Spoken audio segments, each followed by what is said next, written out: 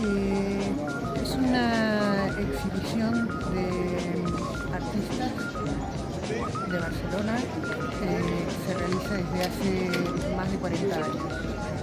Todos los sábados, todo el día, y los domingos por la mañana en esta plaza. Para mí es fantástico porque por aquí pasa mucha gente y no es un público específico, no es un público especializado.